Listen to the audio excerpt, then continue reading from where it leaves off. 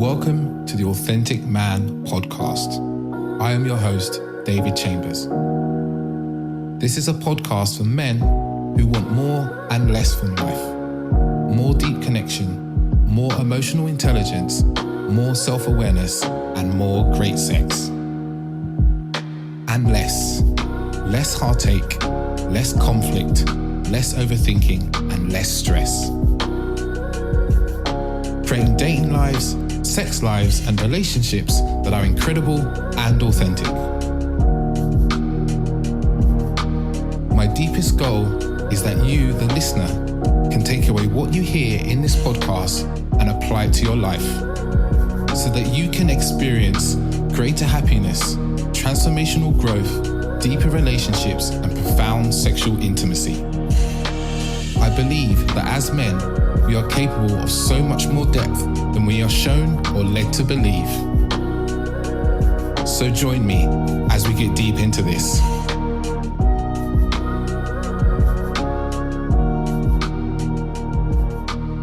Welcome to this episode of the Authentic Man podcast. I'm your host, David Chambers, as you heard from the music. So you don't need me to say that again, but I did, because that's what I felt like today.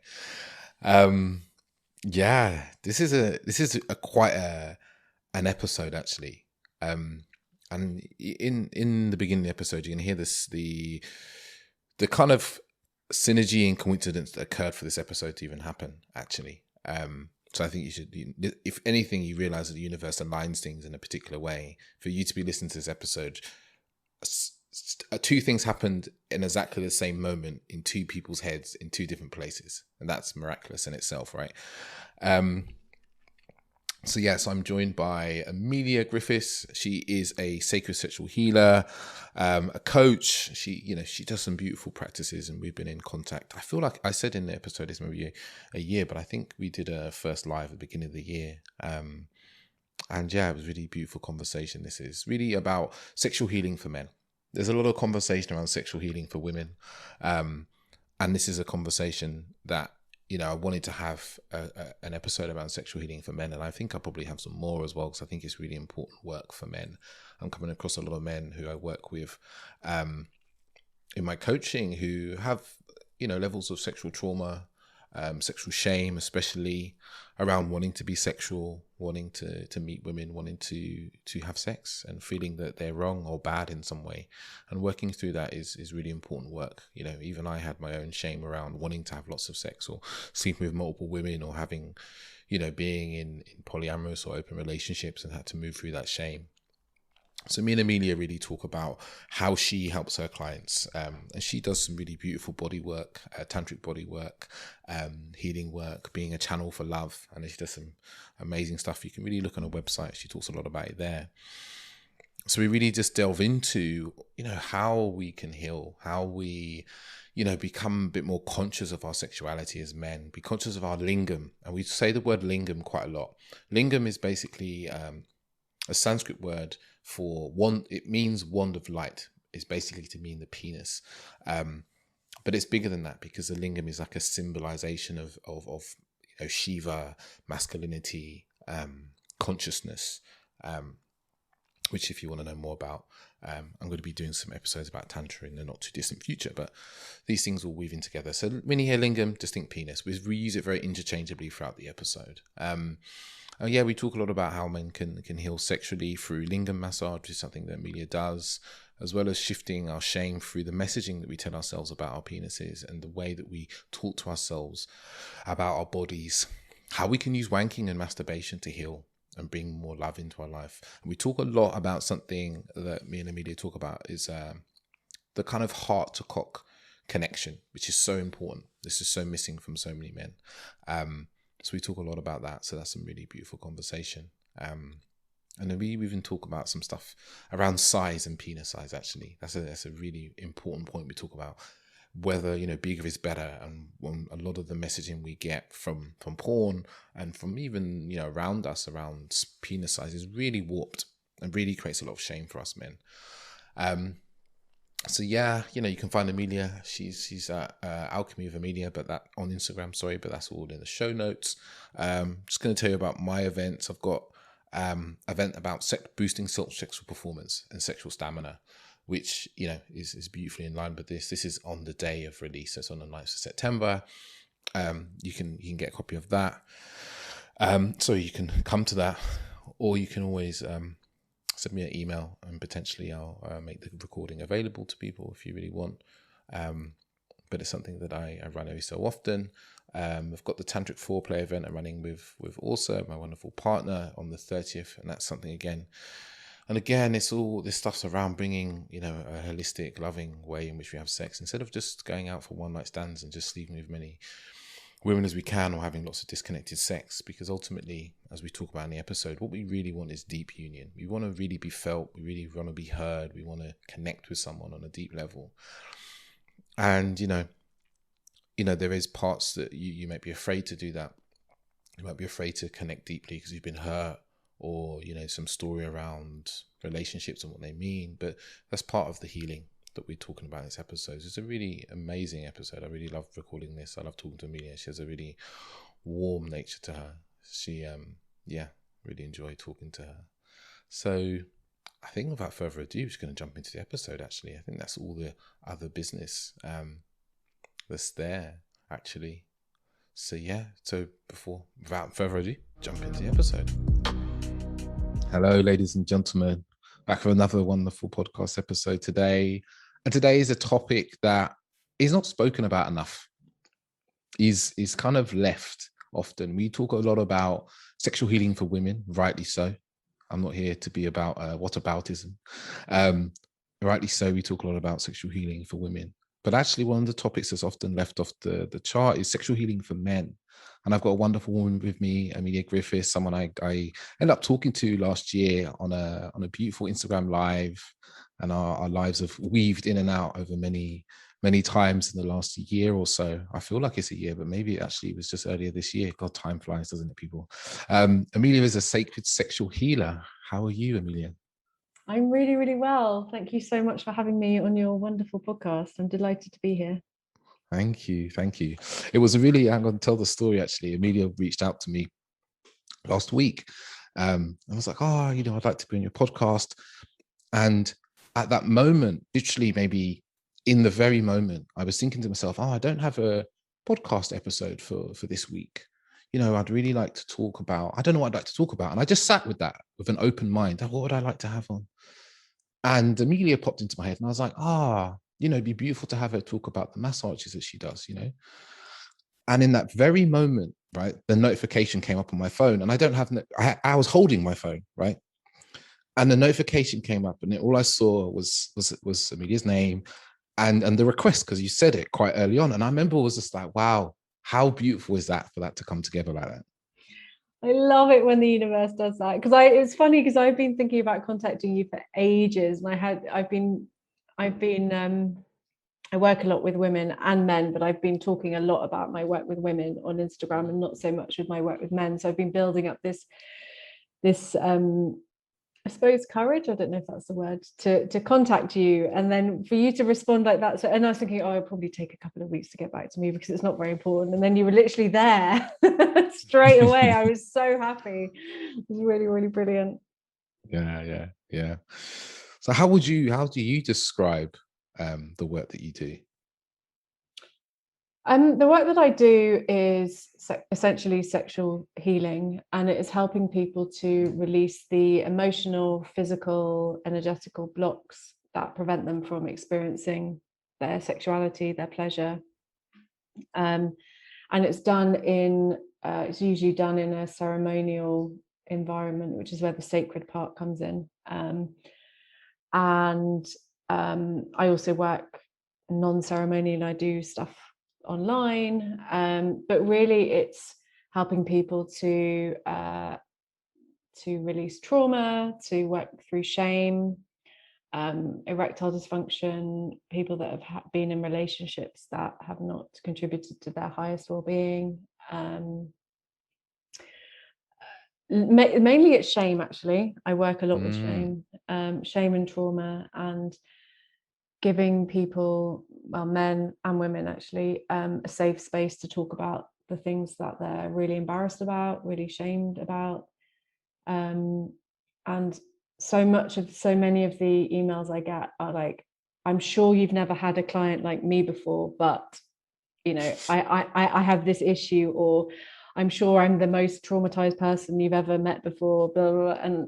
And they never are. So I suppose creating a safe space for people to heal and explore would be my kind of tagline. And it's so important for us to have safe spaces. You know, I constantly say this in workshops I run for men especially, is that I say at the beginning, I was like, this is a safe space for you to be open, honest, vulnerable about what you're feeling, you know, what comes up, because so much of our lives are spent in spaces that aren't safe for us, even our relationships. Absolutely. And it really, this is where, and we're going to talk about shame a little bit more. I'm going to part that bit for a bit. We can get into that a bit deeper, because I agree with you. Shame is a really big part when it comes to our sexuality. But I wanted to ask, and I like to ask this question to all my guests, is like, how did you come to do the work that you do today? Essentially, I was terrified of sex and intimacy, and I'd had a split up with my partner, and then we weren't very connected intimately, and for various reasons. And then I started to go on a yogic path, where one of the like rules, as it were, is brahmacharya. So there's an abstinence of sexual it's not an abstinence of sex, but it's using your sexual energy wisely. And I thought, great, this is me. This is my like ticket out of having to ever have sex ever again. Brilliant. And then I saw an astrologer, and she said, basically all of your chart is about sex and healing and spirituality. I've got Mars in Scorpio, and then I've got like 6 planets in my 8th house. So it's very sexually focused. And she mentioned the word tantra, and then I was thinking, I'll just research the word tantra. And I was horrified by what I saw online. These women in lingerie offering sex massages, and I just threw it all in the box of like overwhelming, and I just shut it. And I thought, that's just not me. She's obviously got my chart wrong. And then I did a Vipassana, actually, which you've just come back from, and I was sharing a car with a guy who was a tantric practitioner, and over the 4 hours my life just completely changed, and my whole body just felt like it was ignited and on fire. And we were just talking about all these amazing tantric concepts, and it was like I had just come home in just the biggest way. And then I got out from the car, and I was just like, right, this is what I'm now interested in. And then I signed up for a training, a sexual healing training, which is tantra therapy, sacred sexual healing. And then about a month before, I cancelled it because I didn't feel ready. So then I spent another year like preparing for it. And then so I did that 18 months ago. So that's kind of a short story of how I got into it. But essentially, I'm very familiar with all of the shame. You know, my 20s were like shame filled, and that's something that I really love working with clients through, because it's such a gloopy, horrible, toxic emotion to feel, and we can heal from it. Beautiful. It is amazing how sometimes we have a path that's told to us, you know, that we're meant for, and we have a resistance to it, you know. It's like, no, that can't be right, that must be wrong. And we want to, and if it still comes round to us, you know, it still comes back to us like a boomerang, as if, you know, it was meant to be. Like I can resonate with one of my old coaches. I had him on the podcast actually, not last year, maybe the year before. Who knows, man? My mind is gone.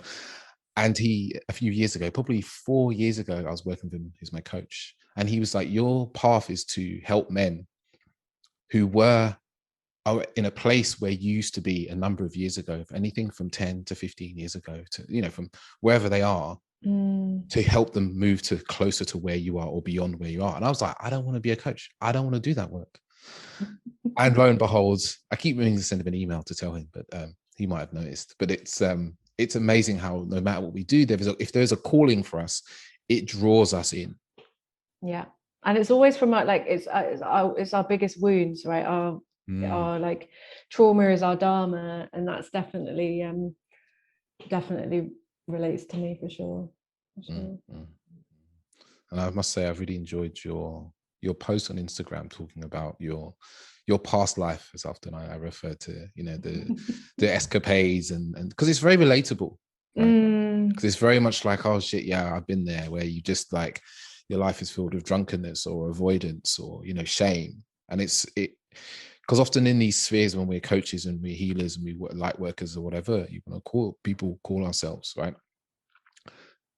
Like you said, when you looked at, oh no, you didn't say that. Often when I think of Tantra, and I think we joked about this before, is we see, oh, Tantra, it's just like women in Bali who are really like beautiful and slim, like jogging around and running around naked and, you know, lying on each other. We think that's what Tantra is, right?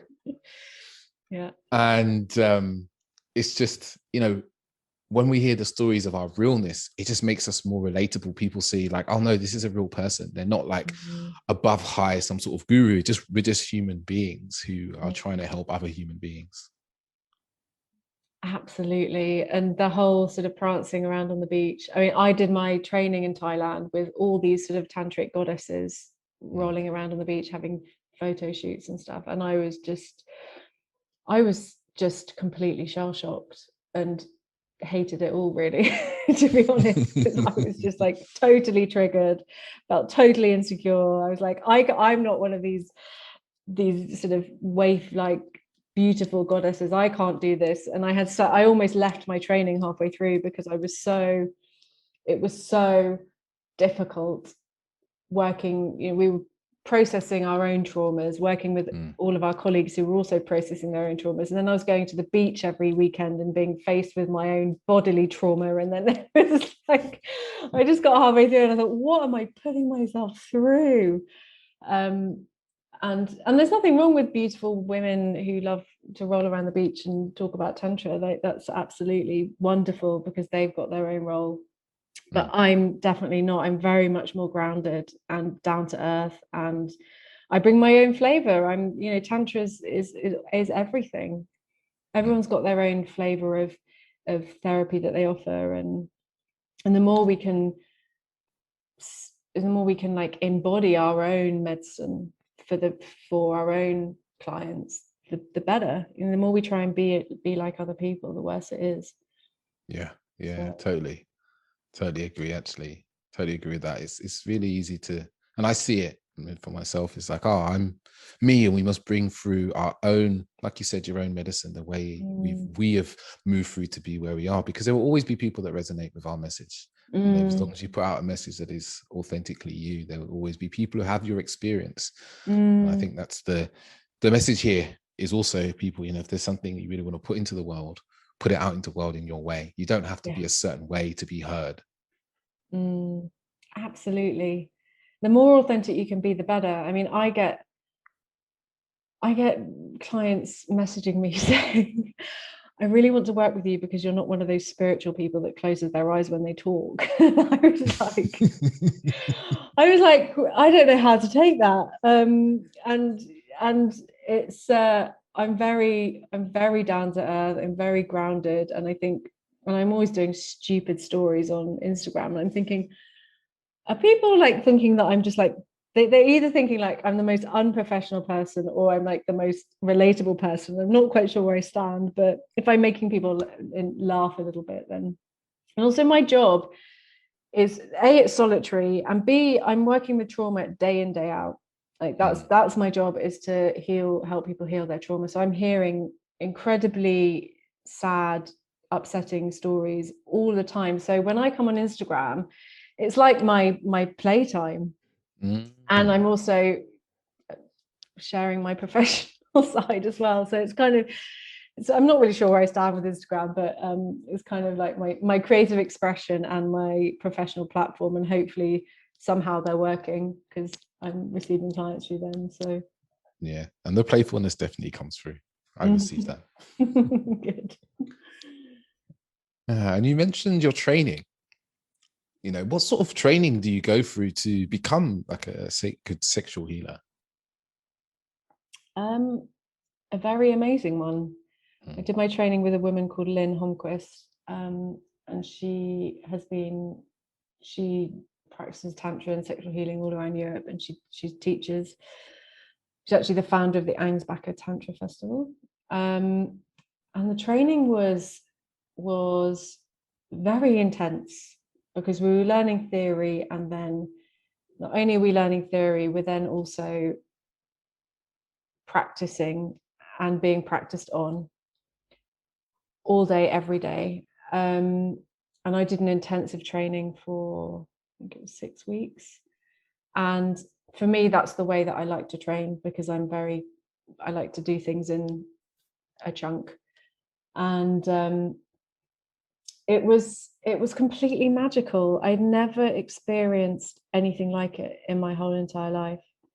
Creating spaces for people to explore themselves, to heal, to be heard, to alchemize their pain into pleasure, to be welcomed in all of their uniqueness, and to create spaces of love, to really be the conduit for love, for the divine, for and this is going a bit woo-woo now, but really just all we need is to be heard fully, is to be fully heard and witnessed, not fixed, not advised, not told about the time that we were in a similar situation. And yes, there's body work, yes, there's practices, yes, there's all these amazing tools that I use and what I offer. But actually, when a client comes into the space of into the healing space with me, like the silence, the presence, the unadulterated attention on them is so healing. Some clients, they just need that. They just need to talk about their deepest, darkest secrets, their biggest shameful things, and to be told that they're human and they're loved anyway. They're not a bad person. The amount of people that I see that feel that they're a bad person for what they did 10 years ago. And I think also, and this is, I mean, I'm going on a bit of a segue here, if that's okay. Totally. But I think there's a big, I see a few clients who did things when they were in their 20s that were not great. They behaved in a way when they were drunk that was not respectful to women. And they now feel incredibly guilty about it. They feel filled with shame. It's affecting their relationships now because of everything that's happened in the last couple of years with the Me Too movement. And I provide them a space to talk about this and to reframe it and to give them a space to give it some air and to let it go, because it's a real burden to carry. And I think the men that come to see me, like, they feel really guilty, and they feel really sorry, and they feel really ashamed, and they feel like if they had the knowledge that they had now, of course they would never have ever have done what they did. And I feel really honored, actually, to be a place for men to come and talk about it, and not to be judged, and not to be shamed, and not to be thrown in the jail of horrible man. You know, humans, we all do shit things. Really, really shit things. I've done plenty. God, I've done so many. And it's all part of learning of life. But I think when there's something like especially when sex is involved, you know, there's such a heavy energy around that. It's heavy, heavy, heavy, and it's full of judgment, and it's full of stigma, and it's full of shame, but it doesn't need to be a whip to crack yourself with for the rest of your life, and to live in a box of guilt.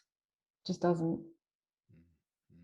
No, I can really resonate with that, like around the space, because we don't have that space. We don't often have a space where we can say, this is who I am completely. And we are just heard. There's no judge, like you said, there's no judgment. There's no, you're bad, you're wrong. Because everywhere we go, there's some message we're receiving that in some way we're bad and wrong. You know, we pick up a newspaper and, you know, we hear about some MP that's done something, and then we think, oh shit, I've done something like that too. You know, like, I think a really great example, and I can't remember this guy's name because I don't follow politics that closely. Who's the guy that was kissing his aide when he was meant to be like Matt Hancock? Matt Hancock. Yeah. Like, how many of us, you know, just be honest, you know, how many of us have kissed a co-worker when we've been in a relationship? Maybe we're not having a full-on relationship with them, but maybe we've been in an office party, we've been drunk and stuff like that. So when we see how he is, like, the vile comments about him, those just reflect onto us, and we're like, oh my God, I must be all those things that people are saying. You know, so when you talk about the Me Too, because I did a couple of episodes where we talked about this, is because I had some self-reflection myself during that period. I remember talking to some friends one day, we went out for dinner, and I was like, you know, I look back at some of the things I did in my 20s, and consent was a very different idea that you were taught about consent, right? Like, it was non-existent in my day. It wasn't even an idea. Free for all. Yeah, we were told that, you know, little things like being told by other women or friends, like, oh, women play hard to get. So, you know, if she's come to your place, and that means that she wants to sleep with you, you're like, okay, cool, that's what that means. So, oh, she's playing hard to get, so you just need to, you know, I don't use the term wear her down, but it's just like, oh, she just wants you to try harder, right? And I look back now, and I've said this on podcasts before, I look back now, sometimes I look back at a few instances, and I really cringe and think to myself, oh man, like, I really deeply hope, I really do, and as I see, I'm really feeling it in my body, I deeply hope that there's not women out there like, okay, David raped me, you know, or he pressured me into sex, because on the other side, you know, I'm trying to redeem myself in some way. It's like, I can remember a few times where I really felt that I was with women and I was like, they don't want to have sex right now. So we don't need to, like, I'm not going to try, I'm going to stop whatever we're doing. So to carry that shame, you know, if you've never been able to speak it out loud to a friend, and you feel like you are a rapist, because that's really what I imagine a lot of the men are carrying, that I am a rapist. I am like all these men. I'm like the Harvey Weinsteins. I'm like a Donald Trump. And when you see the media and people, the way people talk about those people, if you then take on that you are one of those people, like, I'm just speaking right now, and it's heavy, man. It's heavy as a man. And, you know, I see on Instagram, and I see through the media, and people talking about men, you know, like, there's someone I follow, and she talks a lot about the patriarchy and stuff. And I enjoy a lot of her content, but I also realize that a lot of what she says is shaming a lot of men who have just made one mistake here and there, like you're talking about. And, you know, that shame, and I deal with it with my clients as well, men who come and they're like, oh, you know, I'm a bad man, I'm a creepy man. That is one that comes out so often. Oh yeah, I'm creepy. Women look at me like I'm creepy. If I hit on a woman, I'm creepy. And it's like, no, dude, you're just a man who's trying to talk to a woman, you know. And it's a really heavy shame, but it also really gets in the way of people's dating and love lives, right? Because that shame stops us from taking any action. It stops us from moving as men. It's like, it's really, really heavy. Yeah. So I really resonate with that. It's super heavy. And I think, you know, women are perpetrators too. Yes. You know, I don't, definitely in my 20s and the drinking, drugging era, you know, I think we're not completely blameless. I think we all need to look at our behavior and just absolve ourselves for what happened back then, because we grew up in a culture that was insane. You know, the drinking culture, the drug culture. I mean, I don't know if you did, but I was going out every weekend. God, drinking so much, passing out, waking up in God knows where, you know, there's definitely a sort of a segment of society that is carrying so much from that. And now we're older and we're on our various paths, you know, we we're healing this stuff. And I don't think it's as bad for people in their 20s now. I think people are waking up more to alcohol and drugs and all that kind of thing. I don't know. I'm not in my 20s, so I don't know. But hopefully. No, I think you're right. Like, I've got younger sisters, and one of my sisters, I speak very openly with her, and it's in her community of friends, like, people are waking up to the drinking and the drug taking. Like, they use drink and drugs in a very different way to like what we did. Like, I remember just like going out, and there were places you could go and get a pound of drink for a night. Yeah. Or you pay like 20 quid. Yeah. I went to university in Newcastle, and I could go out on 10 quid, get shit faced, and then get a taxi home. I mean, wow. What? Wow. It's crazy. Yeah. So you told me a really beautiful story about your training, actually. I'd really love to share that with the listeners. So I think that's because actually, before we go into that, you mentioned practiced on when you talked about what you did in your training, and I'd love to just clarify what being practiced on and practicing on people meant. So practicing is practicing. So you're just practicing. Sorry, that's not very helpful. Is practicing the healing techniques and the bodywork techniques, and so they're not clients, they're models essentially for. So we would practice on each other, and then there were people in the wider community who we would also practice on. So they'd be our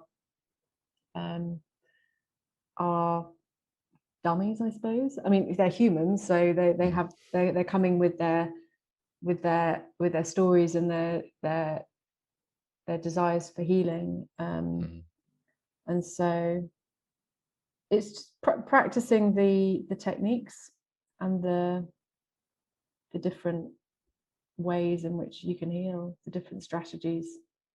There's so many. Got it. And the beautiful story you told me just before we got on about what happened in your training. Yeah. Oh, so beautiful. So the training was all women, and a lot of the practices apply to both men and women, but some of the practices, the lingam healing, for example, could not be done on women for obvious reasons. So we had a guy from the local community come in to have a practice session that we could observe. So the teacher was going to practice on him, and we were all observing. So we were in this room, we were all around the outside, and this guy started talking about the fact that he had a deformed penis when he was a child, and his mum essentially ridiculed him and got all of her friends to ridicule him for this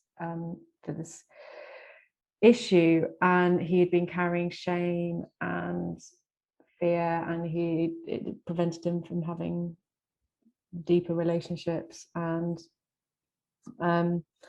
over the next hour, I just witnessed my teacher healing him through breath, movement, sound, touch, crying, body work, release. And it was just the most exquisite thing I've ever seen. My heart just burst open, and I felt so, I just knew that this was going to be my calling. I just knew that there was a place for me to hold space for men in this way. And then I came back, and it was just incredible. And the guy afterwards was just saying how insane the whole healing was, because he'd never experienced anything like this. He'd been carrying all of this trauma blocked in his lingam for years and years and years and years, and he didn't realize that there was a way to release it. And it wasn't just through touching the lingam, it was through breathing, it was through moving, it was through talking, it was through being held, all these different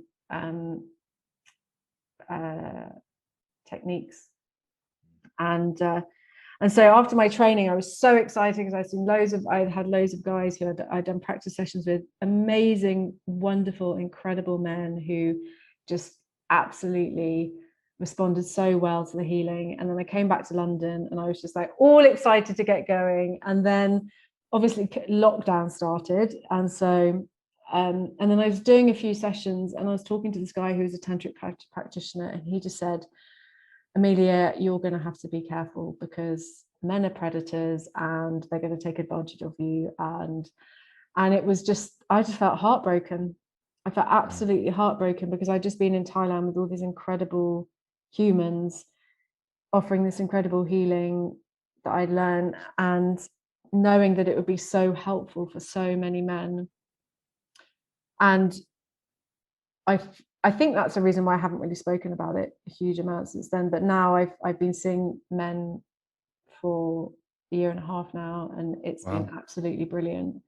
And some are regular clients, some are one-offs. And I really want to spread the word about it now because it's so important. And I think I shared with you that 332 million men in the world are going to have they predicted that 332 men around the world will have erectile dysfunction by 2032 or something, which I just think 2020. is 2023. No, 2025. That was it. Yeah. And I just think that's insane because there are incredible ways to prevent that do not involve drugs, that do not involve I don't know, other things that are energy tools, energy healing tools. And this is really what I want to share with men that have. And it can be, I think erectile dysfunction is a massive subject, and it can be caused by a huge range of things. But I think the general causes are quite common and quite easy to rectify. And I'm sure you see that a lot in your work.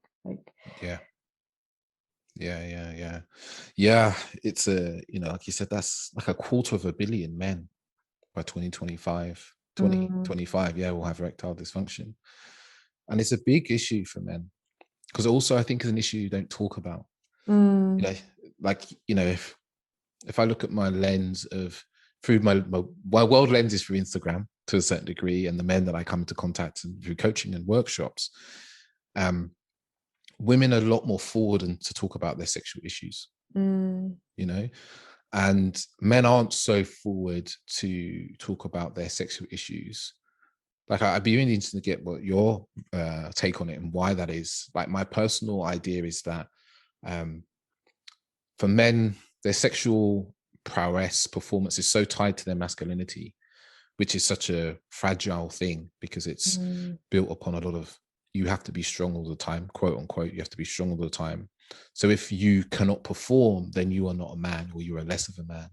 So, and men have been taught that we can't show weakness in public, so men aren't coming forward to say, oh, I have this issue. I think that's one of the biggest reasons why men don't come forward for the help that they need.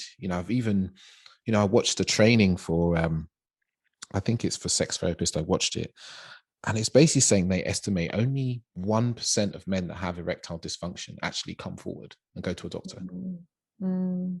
It's a tiny amount because of the shame attached. So yeah, I'd really love to hear your thoughts on why more men don't come forward with this ailment, with this issue. I think they just feel really embarrassed. They feel like it's their fault. I think there's a massive disconnection between the heart and the lingam, and I think like the body and the lingam, like the lingam and everything. It's like it's just this kind of vital part of the male body, and it's just something that is treated like a show monkey, and it's a really sacred part of the body. It's how life comes into existence. Like there's nothing more sacred than the yoni and the penis, like the lingam. Like there's nothing. Like it's the birth of creation. And I think that disconnection is so integral to this whole conversation. It's like we have completely lost the sacredness of our sex, of our sexual energy, of the fact that it is it's nothing would be here without it. nothing. There wouldn't be anything. And I think, yeah, obviously shame. And I think, yeah, I think it's,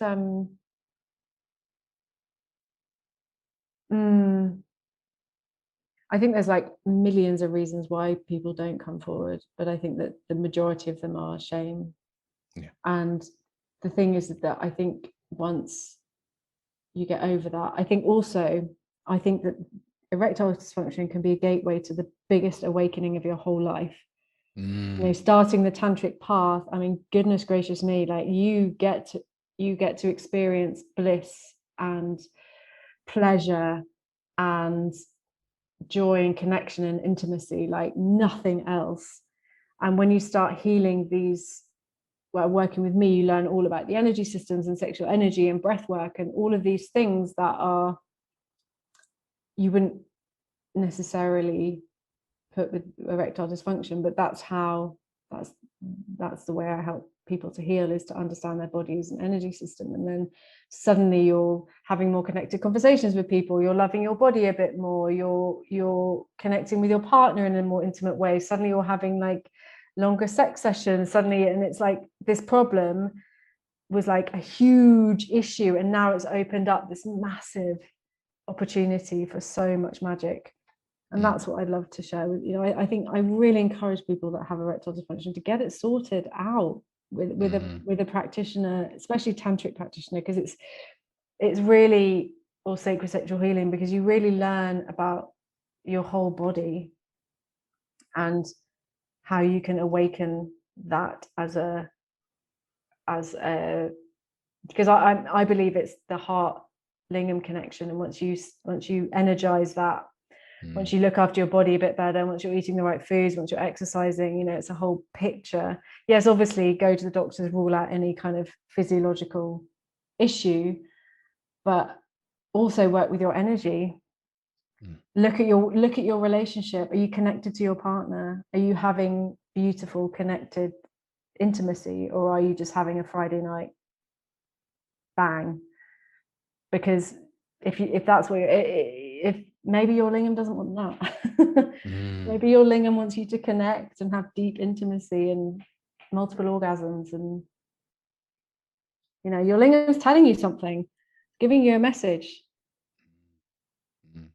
I love that.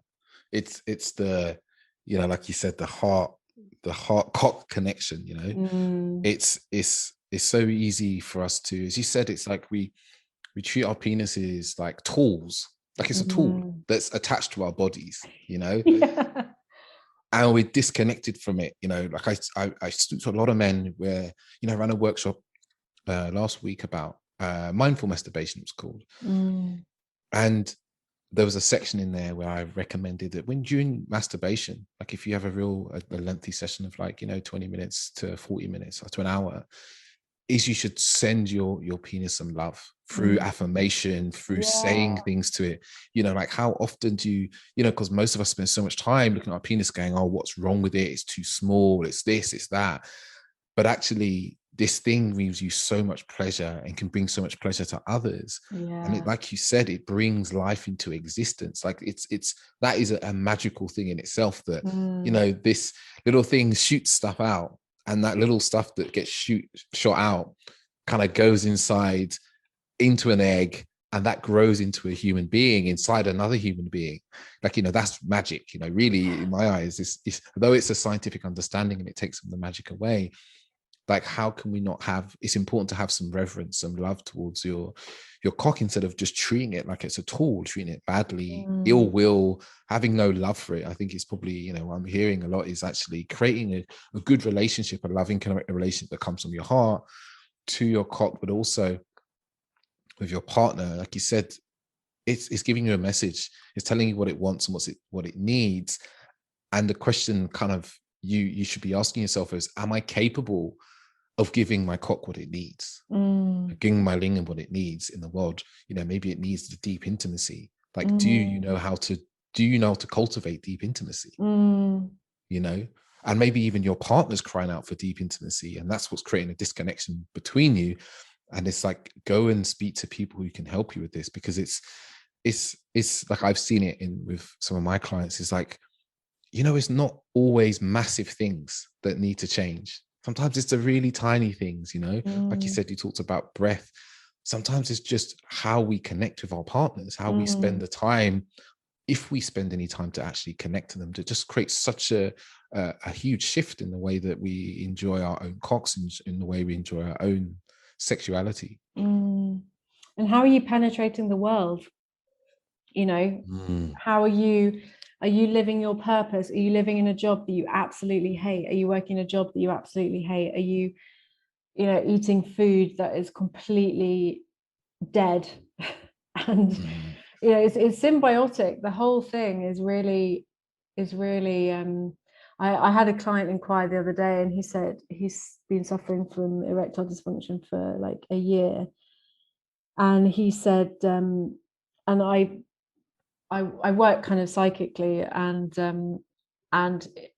it was because he's having one night stands over and over and over again, and his soul's like desperate for connection, and he's like 41, and I said, what does your heart long for? And he's like, I don't know. And he just wasn't connected to his heart at all. And then he signed up for a session, then he cancelled it, then he signed up, then he cancelled it. And I said, your lingam wants love. It doesn't want one night stands anymore. It's done. It's done with this. It's time to connect and be intimate and have deeper partnership, deeper connections. And then I never heard from him ever again, but maybe he'll come back. But this kind of what's the word? Consumerist sex. It's like just doing it over and over and over again. Gotta have it, however I have it, rather than connecting. And what we're all longing for connection, longing to return to home, like longing for love, longing for that oneness we felt in the womb. Like it's crazy how much we're longing for that, that's masked by booze, alcohol, shitty relationships, work. We just want oneness. We want deep oneness. Yeah, I couldn't agree more. I think it's I said this again in one of my workshops, is like, we deeply yearn for a union, with all, right? We want to feel everything, right? As beings, we want to feel everything. It's why man is always, and I don't mean men, I mean man, why man is always exploring the world, the universe, everything. We want to feel things, right? But one of the few experiences we can all experience where we feel deeply connected to all things, is through sex. It's really deep intimacy in sex. And it's why I think often, as men often get what I call, what David Data calls in his book, Where's the Superior Man, is an addiction to ejaculation. Because I think for the average man, that is the closest that he comes to really feeling that deep union, that feel oneness, and the stillness that he feels afterwards becomes such a beautiful experience that he's like, oh, I have to have that.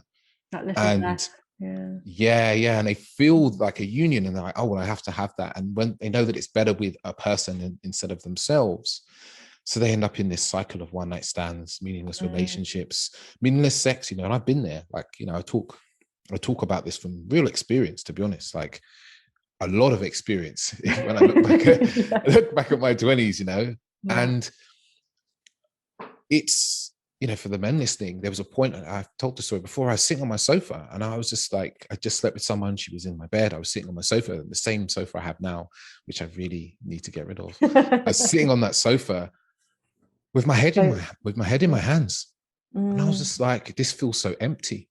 This feels so empty. I feel empty.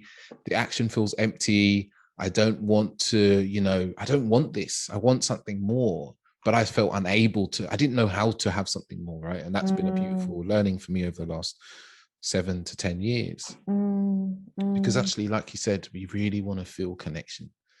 No matter the messages that we're getting from outside the world, we really want to feel this deep, this, as you said, this heart to cock connection.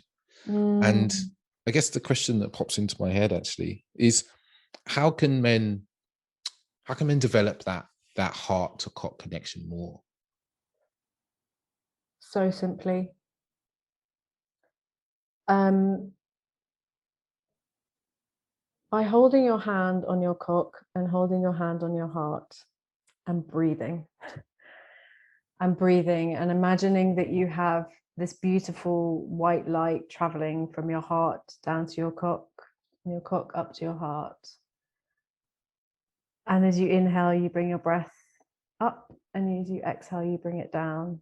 And as you said, affirmations, love, and also being with the discomfort, being with the fact that this feels awkward, being with the grief that it's taken you X amount of years to feel love for the most sacred part of your body, being with all the voices that go, this is so freaking stupid, I can't believe I'm doing this. Being with the emotion of it, because it can be really emotional, like coming home to your body, coming home to the absolute like sacredness of your being. And just, you know, you go to the toilet like how many times a day, you know, just look at your lingam and go, I freaking love you. You've given me so much pleasure. Like, you really, we've had some great times, and also we've had some shit times maybe, and that's okay too. And maybe we didn't act in our integrity, and that's okay too. And maybe we feel a bit sad, and that's okay. And maybe we're really happy for the future because we're now connected. And this might sound really woo-woo, but the lingam has a spirit. So you can connect to the spirit of your lingam, and that is really beautiful. I do that meditation with my clients, and they're blown away. They're like, I can communicate with my lingam. I'm like, yep. You can journal with him too. Because actually, he has so much information for you. Like, so much. If you can let go of the fact that it's completely crazy or feels completely crazy, and just allow yourself to write on behalf of him. If you're journaling, just ask him a question, like, what do we feel about this situation? Or how do we feel about this partnership? How can we deepen our intimacy? How can we learn to, you know, a non-ejaculatory orgasm? Like, how, you know, just really ask him. It's really simple. Like, if you've got erectile dysfunction, ask him why. Get really silent and close to him and be like, mate, what's happening? You know, you don't need to come and see a healer. Just actually just communicate with the spirit of your lingam. And maybe that's completely bonkers, but I've done it with loads of clients now, and it really works. Just listening, just creating some stillness in the mind and in the body, bringing some awareness there, and just asking the question, like you said, just asking the question, what do you need right now? You know, what would you know, what would bring you joy? You know, these sorts of questions, and then just let your hand write. You know, it kind of reminds me that we do so much inner child work now, and it's become quite acceptable and normal to be like, oh yeah, I did an inner child meditation and I wrote this thing and blah blah blah. Yeah. It's like, how about you know, and be like, okay, cock meditation, cock work, you know, where you journal, like cock you said. Work. Brilliant. Work. I feel like that's a workshop. I'm there. We can run it together, Amelia. Yeah, brilliant. Cock work. Yeah, just to get in contact with it and ask it questions and show it love. You know, it's a lot of what we're saying here is because this will heal your disconnection. Oh, so much. And instead of just having a wank, just like actually be slow, be conscious, slow it right down, right down, and bring in your body also. I remember one thing on my training, we had this men's circle, and it was amazing, and the men were talking about how frustrated that they get that most women are just obsessed with their cock and not with their body. Like, they're just like straight to the cock. And actually, men love having their whole body worshipped and adored and touched as much as women do. And yes, obviously women are slightly more sensitive, but there's a whole body to explore before we even get anywhere near the lingam. And that's the same for you, for your own practice. bringing your body into your self-pleasure practice, getting some massage oil, finding something that smells really good, like really activating your feminine. And this is a whole nother avenue we can go down, but yeah, really like romancing yourself, taking yourself out on a date, all of these things that are sort of like female practices, like they really apply to men too. Celebrate yourself, take yourself on a date, you know, celebrate yourself for everything that you've done and you've achieved in your life, because there's so much self celebration. I think it's so vital for everybody. It's as if you watched my workshop last week, Amelia. Well, I am a little bit psychic, David, so maybe I did somehow. I was literally telling the men, I was like, you have to, I do it in slides, step by step, you know. Then, you know, some men, they like that masculine steps. Start off, lie on your bed, put some music on, set a timer, set a timer, 20 minutes, half an hour, put some candles on, nice lighting, you know, put some nice music on. I was like getting nice oil, coconut oil, almond oil, you know, whatever tickles your fancy. And I was like, you know, touch your body for a number of minutes, do some breath work so your body comes alive. Because all these things, like you said, that men want to be touched, but we've conditioned ourselves in our self-pleasure to like just do this thing in 2 minutes, 5 minutes, because it's all about the goal, isn't it? It's all this goal oriented. This very, you know, as you said, it's very masculine. It's like hit the goal as fast as possible, instead of maybe being in their feminine is like enjoying the process of being there themselves. And like you said, romancing, it's almost, see your self-pleasure, your wanking practice as like making love to yourself. Yes. Like, how would you like to make love? How would you like someone to make love to you? Now, you know, do what you can within that to yourself, right?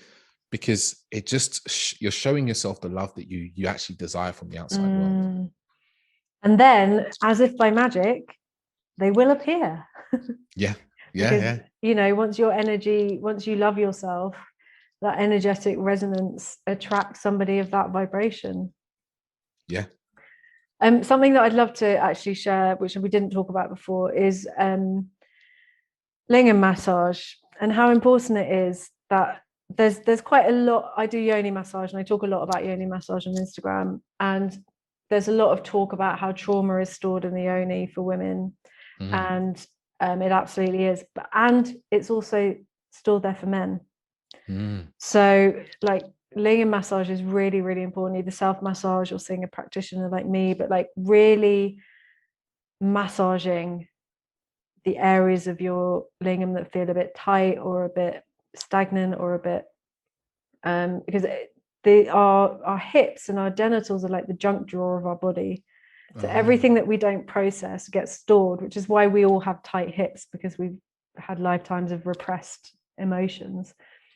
And so everything that's not expressed just gets sent down to the areas of the body where there's space. And so our hips, our genitals are these like storehouses of emotions. And so that's something that you can also integrate into your self-care practice. Beautiful massage. I think that's, you know, we don't even think about the fact that, you know, the cock is made up of muscle. You know, it's erectile tissue, I think it is the words. But actually it needs to be massaged in the same way we might massage our foot or our leg. Absolutely. Or our forearm. Yeah. And if you think like there's all of this sort of like penis size thing that goes on, all of the worry about how big you are compared to somebody else, all of the worry about how you're performing, all the, you know, all of that is stored there. Like it's all of these memories are there. So it's really important to release it. It's really important. Yeah, because that's a big source of shame for other men, actually, is around size. Like this, almost like an obsessive point where men are so obsessed about their size, as if, you know, again, we live in a very immature masculine world where the bigger the better in all aspects of life, you know, whether that's houses, cars, whatever. So we've adopted the same thing with penises, as if, you know, it is the all and only thing. And I must say, as a as a black man, I have really seen, God, how do I put this? I've seen a very uncomfortable end of the obsession around penis size. You know, like I remember my first experience with this was when I played cricket at about 13 years old. Some of the older guys who would have been in the like late teens, early 20s, played like an adult's game, and they were like, "Oh, I can't wait to see you in the changing room, see how big your one is. Hey, you black boys got big ones." And it was really interesting because it actually quite scared me. I was like, wow, these guys want to look at my penis. That's a bit weird. You know, I'm 13 years old and they're older men. So I never showered in the changing room, for instance, growing up for cricket. And I know a lot of, even jokingly, the number of times men I barely know or just met or, drunken nights out, but will comment on the assumed size of my penis. And it's just this obsession that men hold around penis size. And I just wonder, I guess, is this something that you come across a lot with your clients, is in this sort of shame that they're holding? Definitely. And it's perfectly, it's justified because there is such a stigma around it. And the thing is that men, yes, there are some women that love men who have big penises, but most women don't care. They really, really don't. Like, they really, really, really don't. They'd much prefer a man who's connected to their emotions, or is kind, or is generous, or is a loving father, or like there's just no correlation between men who have bigger penises have better relationships, I don't think. And I think it's there are a few things that I do with men who have had a lot of trauma around that. Like, lingam healing is really good for that. And just being accepted for who they are and celebrated and worshipped, and it's really, really very powerful. But it's such a thing in the story. It's like there's the belief that their lingam is not big enough or too big, and then there's all of the stories that form this huge gloopy energy. And so I do a lot of energy healing with men around that. I've had like both sides, men who have penises that are too big and they like struggle to find a relationship, and then men who have penises that are too small. But it's not necessarily like that there aren't women for them, but they feel so scared of what the judgment that they're going to receive, or the rejection, or the awkwardness, but I think it's definitely like ways to heal the energy around it. And then sometimes you just got to get over it and just be yourself. And the more you own it, the less, the more self-conscious you are about it, the less attractive you are. Yeah. I think, if you have this huge kind of coat of unconfidence on you, sort of hiding your way, then of course you're not going to be magnetic, because you don't love yourself. You're so shy of this part of you. But understandably, though, because there's such a shitty culture around it, or there has been. Yeah, there's so much, like you said, it's that kind of so much talk from, quote unquote, the locker room, but also around, I even see it sometimes on Instagram, in the odd post here and there from women. And I've actually challenged some of that sometimes, because there's a statistic that I remember. It's in one of my workshops, and let me remember this now. It's like 85% of men, there was a survey, I think it was in the States probably a few years ago, 85% of men have concerns about their size, right? Worries and fears about their size. Wow, that's a lot.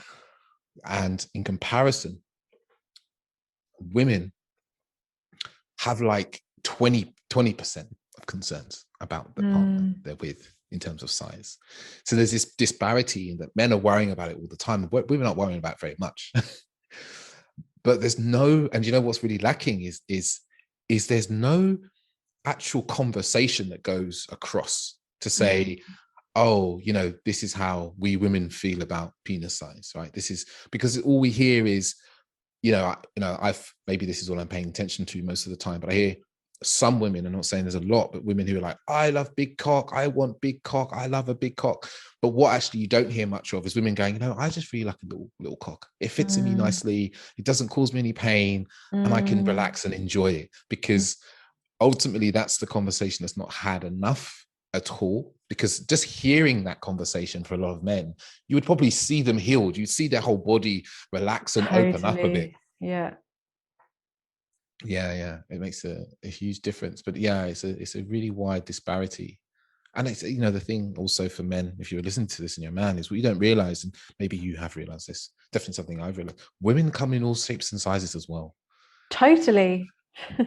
And you must know this better than me, to be honest, with the yoni healings that you do.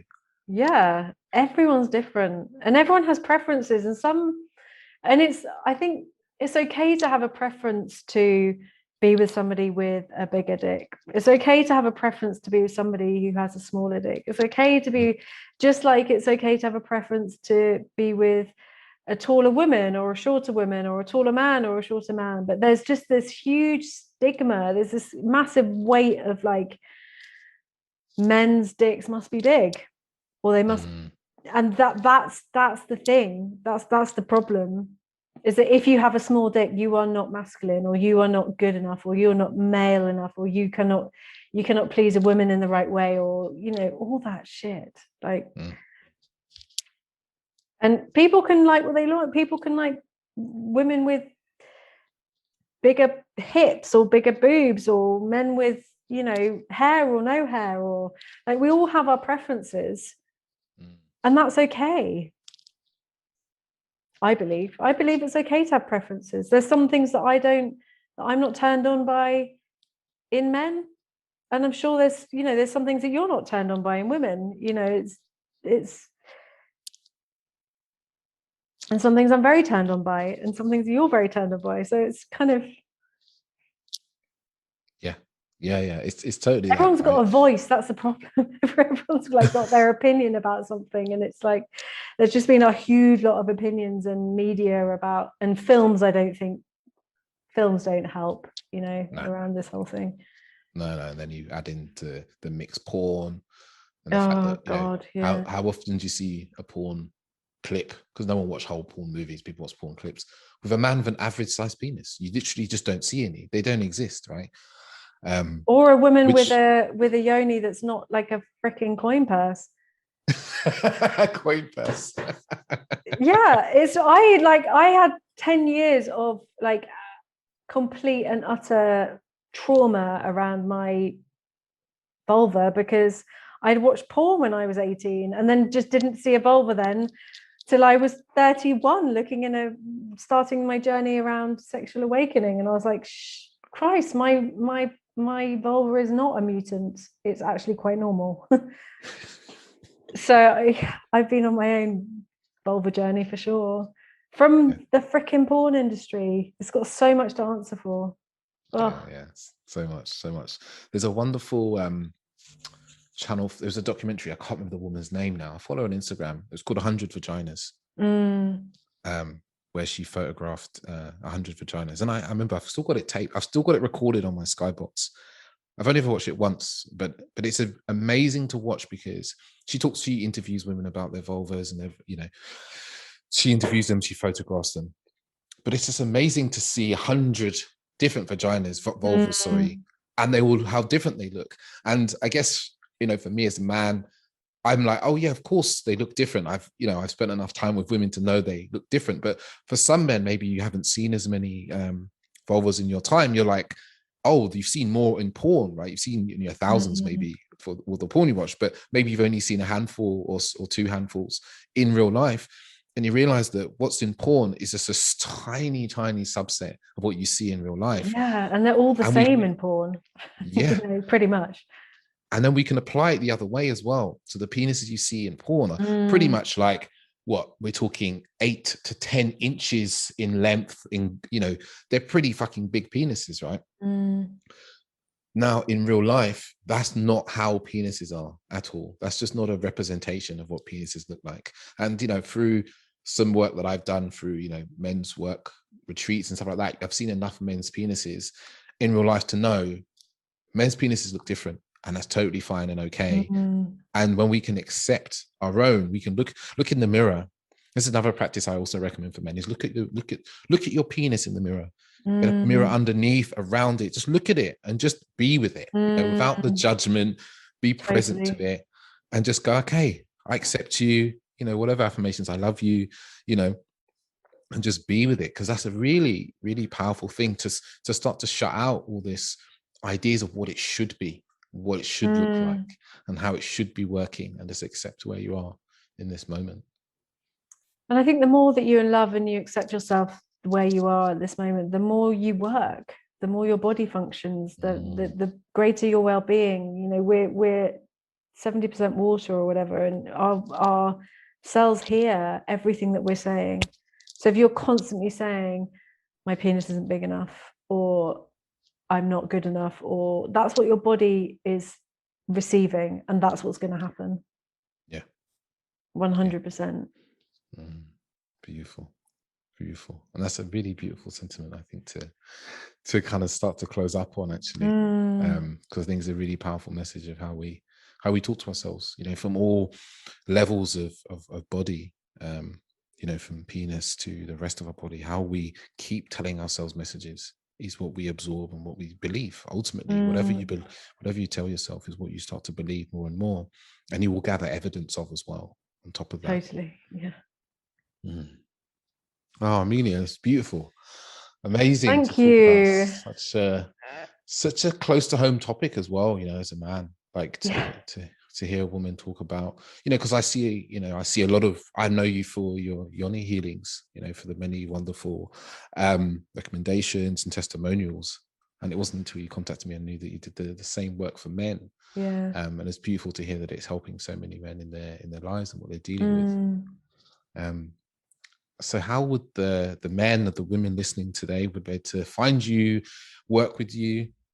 Yeah, so the best way is to contact me through Instagram. It's Alchemy with Amelia, and you can send me a direct message. I also have a website, which is ameliagriffiths.com, and there's a bit of information on there. But the best thing to do is to contact me, or you can email me, amelia@ameliagriffiths.com.